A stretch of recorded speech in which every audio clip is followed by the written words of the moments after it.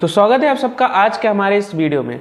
आज के इस वीडियो में हम अपने क्लास 12th जो हमारा अकाउंटेंसी सब्जेक्ट है उसको स्टार्ट कर रहे हैं एंड उसका जो चैप्टर नंबर 1 हमारा जो होने वाला है जो कि है accounting for partnership firm fundamentals, यानी कि हमारा जो पहली बुक होने वाली जो कि है अकाउंटिंग फॉर पार्टनरशिप फर्म्स, उसमें मल्टीपल चैप्टर्स हैं। उसका जो चैप्टर नंबर 1 है यानी कि फंडामेंटल्स, जिसमें हम बेसिक्स के बारे में जानेंगे, उस चैप्टर को आज हम स्टार्ट करें। एंड आज इस वीडियो में आपको जितने भी थियोरेटिकल पार्ट है इस चैप्टर का सारी थ्योरी को इसी एक वीडियो में निपटा देंगे, बिकॉज अगले से हम जर्नल एंट्रीज एंड जो न्यूमेरिकल्स है उसको क्वेश्चन है उसको हम स्टार्ट कर देंगे नेक्स्ट वीडियो से। बट इस वीडियो में बेसिक्स जानना ज़रूरी है।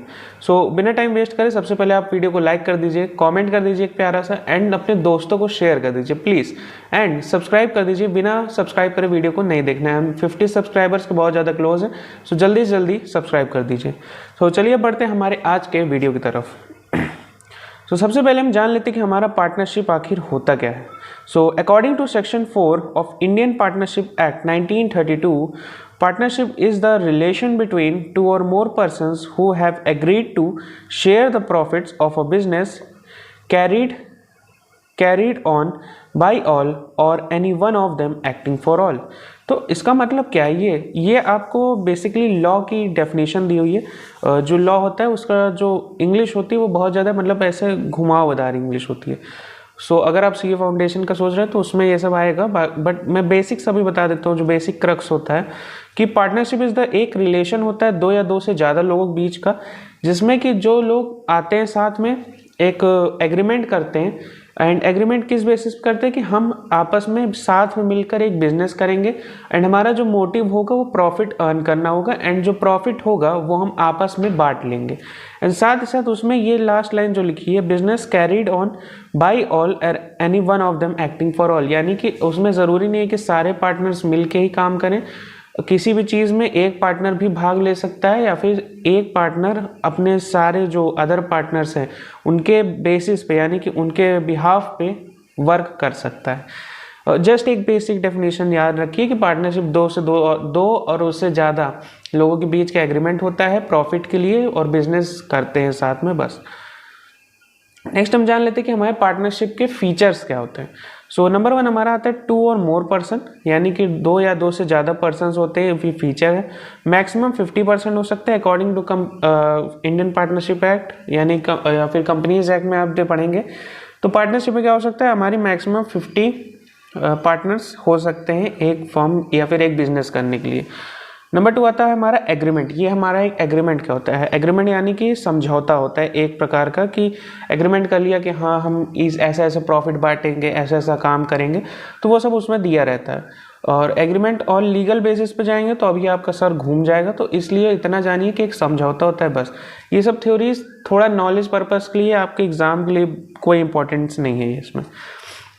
Third point is existence of business, यानी कि इसमें एक बिजनेस होता है, बिना बिजनेस के कायले करेंगे ही। एंड प्रॉफिट मोटिव होता है, और जहाँ बिजनेस आ गया हमने सीधा पढ़ा है बिजनेस जहाँ आया वहाँ प्रॉफिट होना ही होना है।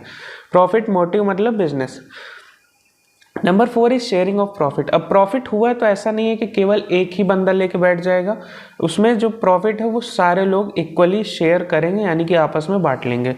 Fifth one is business carried on by all or any one of them acting for all, यानी कि यह ज़रूरी नहीं है कि अगर एक पार्टनरशिप फर्म में अगर 5 पार्टनर्स हैं तो पाँचों के पाँचों उस बिजनेस या फिर उस फर्म में काम करें। उनमें से कोई 3 भी काम कर सकते हैं अपने 5 के बेसिस पे, कोई एक भी बाकी 4 के बेसिस पे यानी बिहाफ पे काम कर सकता है।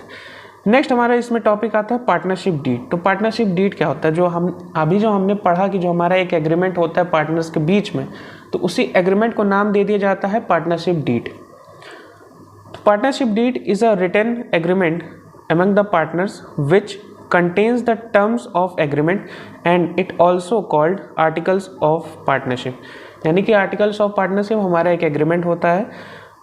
साथ ही साथ हम इसे आर्टिकल ऑफ पार्टनरशिप को, जो हमारा एग्रीमेंट है पार्टनर्स के बीच में, वो पार्टनरशिप डीड कहलाता है। कंफ्यूज हो गए ना? Partnership deed is a written agreement, यानी कि एक रिटन एग्रीमेंट होता है पार्टनर्स के बीच में, जिसमें टर्म्स ऑफ एग्रीमेंट लिखे होते हैं, यानी कि जो हमने एग्रीमेंट किया है, समझौता किया है, किस किस बेसिस पे, यानी कि कौन कितना प्रॉफिट लेगा, कौन कितना लॉस बियर करेगा, ये सब सारी चीज़ें क्या क्या होता है इस पार्टनरशिप डीड में अब हम जान लेते हैं। पूरी लिस्ट है, आप स्क्रीनशॉट ले सकते हैं, बट एक बेसिक्स थोड़े बहुत बता देता हूँ, सारा जानने की कोई अभी इम्पोर्टेंस है नहीं।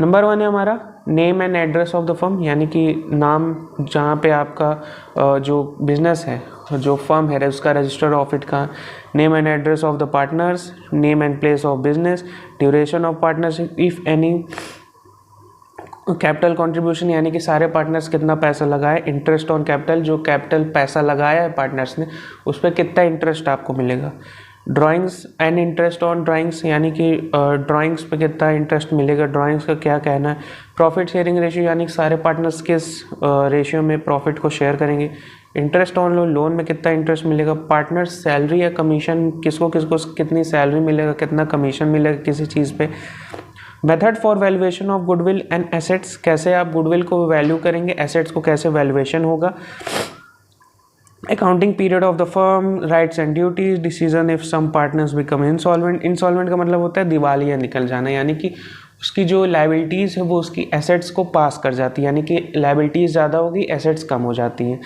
And the opening bank account for firm and revaluation method of auditing, date of commencement of partnership, यानी कि ये सारी चीज़ें होती हैं, आप इसको पढ़ सकते हैं एक बार। नोट्स का जो लिंक है वो आपको टेलीग्राम चैनल में मिल जाएगा, टेलीग्राम चैनल का जो लिंक है वो आपको डिस्क्रिप्शन में मिलेगा, वहाँ से ज्वाइन करिए एंड नोट्स आप फॉर फ्री ऑफ कॉस्ट वहाँ पे देख सकते हैं। अब हमारा नेक्स्ट टॉपिक, ये एक इम्पॉर्टेंट टॉपिक रहने वाला है, तो इसको ध्यान से पढ़ना है। Rules applicable in absence of partnership, इस टेबल को आप या तो स्क्रीनशॉट ले लीजिए या तो अपनी नोट्स में लिख लीजिए, जहाँ पर भी आप पार्टनरशिप चैप्टर स्टार्ट कर रहे हैं वहाँ पे ये टेबल बनी होनी चाहिए, क्योंकि आपको ये थ्रू आउट द पार्टनरशिप पूरी जो बुक है आपकी उसमें ये काम आने वाला है। प्रॉफिट शेयरिंग रेशियो हमारा इक्वल होना चाहिए irrespective of the capital contribution. अगर आपका इसमें क्या है, rules applicable in the absence of partnership deed, अगर हमारा जो पार्टनरशिप डीड होती है वो रिटेन एग्रीमेंट होता है, मान लीजिए हमने ओरल एग्रीमेंट कर लिया कि हाँ ठीक है भाई, पार्टनरशिप डीड नहीं बनाया कि कैसे समझौता नहीं किया, लेकिन हाँ बस हमने पार्टनरशिप बना ली, और हमने, आप कहेंगे अगर एग्रीमेंट नहीं है तो पार्टनरशिप कैसे बन गई, तो एग्रीमेंट रिटन भी हो सकता है, एग्रीमेंट ओरल भी हो सकता है, वो लीगल चीज़ें होती है, बट इतना जानिए कि एग्रीमेंट रिटन भी हो सकता है, ओरल भी हो सकता है।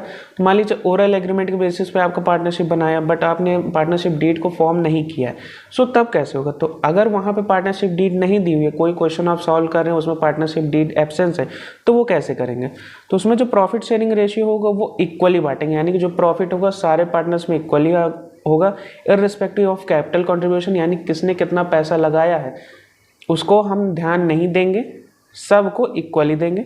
इंटरेस्ट ऑन कैपिटल, कोई भी कैपिटल पे इंटरेस्ट नहीं मिलेगा, यानी कि पार्टनर ने जो बिजनेस में पैसा लगाया है उसको हम कैपिटल कहते हैं, उस पर कोई इंटरेस्ट नहीं होगा। इंटरेस्ट ऑन ड्राइंग, यानी ड्राइंग्स जो क्या एक पार्टनर की जो ड्राइंग्स हैं उस पर भी आपको इंटरेस्ट नहीं चार्ज करना है। सैलरी और कमीशन कुछ नहीं दी जाएगी, किसी भी पार्टनर कोई सैलरी नहीं मिलेगी, कोई कमीशन नहीं मिलेगा। Interest on loan by a partner, अगर पार्टनरशिप फर्म जो हमारी है वो किसी जो पार्टनर्स हैं उन्हीं में से ही किसी से लोन ले लेती है, यानी कि मान लीजिए हाँ मैं हूँ आप हो, हम दोनों ने एक पार्टनरशिप फर्म बनाई, और जो हमारी फर्म है मैंने अपनी कंपनी को, पार्टनरशिप फर्म को मैं 1 लाख का लोन दे दिया, तो जो लोन दे दिया उस पर अगर पार्टनरशिप डीड नहीं है तो उस पर ये चीज़ ध्यान रखना है कि interest is allowed 6% per annum, तो मुझे मेरे 1 लाख रुपए पे 6% पर एनम, यानी कि ईयरली 1 साल का 6% मुझे इंटरेस्ट मिलेगा। ये चीज़ केवल इंटरेस्ट ऑन पार्टनर लोन पे है, नहीं तो बहुत लोग क्या याद कर लेंगे, इंटरेस्ट ऑन कैपिटल याद कर लेंगे, इंटरेस्ट ऑन ड्राइंग्स अलग है, interest on loan by a partner अलग चीज़ है, कैपिटल अलग चीज़ है, ड्राइंग्स अलग चीज़ है, and loan by a partner ये अलग चीज़ है। अब नेक्स्ट हमारा आता है distribution of profit amongst partner. Distribution of profit among partner, the only difference between accounting of a sole trader and partnership firm is that profit of the partnership firm are, यहाँ पे ARE होगा, are divided among amongst the partners, यानी कि एक soul trader यानी कि एक अकेला बिजनेसमैन और एक पार्टनरशिप फर्म के बीच में यही अंतर होता है कि जो प्रॉफिट होता है हमारा, जो पार्टनरशिप फर्म में जो हमारा प्रॉफिट है वो हम सारे पार्टनर्स को इक्वली डिस्ट्रीब्यूट कर देते हैं या फिर उनके प्रॉफिट शेयरिंग रेशियो के अकॉर्डिंग उनको डिस्ट्रीब्यूट किया जाता है। A profit and loss appropriation account is prepared to show the distribution of profit among the partners. तो इसीलिए हम कैसे पार्टनर्स को सैलरीज हो गई, कमीशन हो गई, प्रॉफिट्स हो गए, वो कैसे कैसे देंगे, इसका जो अकाउंटिंग ट्रीटमेंट है उसको हम profit and loss appropriation account, एक हमारा अकाउंट बनता है उसमें हम करते हैं। और ये जो अकाउंट है इसको हम नेक्स्ट वीडियो में पूरे डिटेल में जानेंगे, वो भी ऐसे ऑनलाइन नहीं, मतलब ऐसे डिजिटली नहीं, हम बोर्ड पे जानेंगे जैसे मैं पहले की क्लासेस में पढ़ाया करता था। बिकॉज अकाउंट्स की क्लासेस को बोर्ड्स में ही पढ़ना फ़ायदेमंद रहने वाला है। जो भी क्वेश्चन सॉल्व करेंगे वो बोर्ड में होगा, थ्योरी वाला पोर्शन हम ऐसे डिजिटली पढ़ लिया करेंगे क्योंकि ईजी रहता है समझने में भी। So profit and loss account prepare किया जाता है to show the distribution of profit among the partners as per the provision of partnership deed. जैसा कि हमारे पार्टनरशिप डीड में दिया हुआ है वैसे हम प्रॉफिट्स को डिस्ट्रीब्यूट कर लेते हैं और उसको दिखाते कहाँ है, हमारे profit and loss appropriation account में। एंड ये जो हमारा अकाउंट होता है profit and loss appropriation account, हमारा एक नॉमिनल अकाउंट होता है। नॉमिनल अकाउंट हमारे कौन से अकाउंट होते हैं? Debit losses and expenses, credit gains and income, यानी कि जब भी कोई लॉस होगा, एक्सपेंस होगा, उसको हम डेबिट साइड लिखेंगे, कोई भी गेन होगी या फिर इनकम होगी तो उसको हम क्रेडिट साइड लिखेंगे। एंड इसी के साथ हमारा जो जितना भी थ्योरेटिकल पोर्शन था इस चैप्टर नंबर 1 का, हमारे accounting for partnership firm fundamentals, यहाँ पे हमारी थ्योरी कंप्लीट होती है। बट जाने से पहले आप सबसे रिक्वेस्ट है इस वीडियो को लाइक करना है, सबसे पहले लाइक कर दीजिए एंड प्यारा सा कॉमेंट कर दीजिए एंड शेयर कर दीजिए अपने फ्रेंड्स के साथ एंड ऑल्सो सब्सक्राइब करना ना भूलिए। बिकॉज रेगुलर बेसिस पे दिन में 2 वीडियोस जानी है। एंड आपका कोई जूनियर या फिर आपका भाई बहन कोई भी जान पहचान में क्लास 11th में है तो ऑलरेडी मैं क्लास 11th के 2-3 चैप्टर कंप्लीट कर चुका हूँ।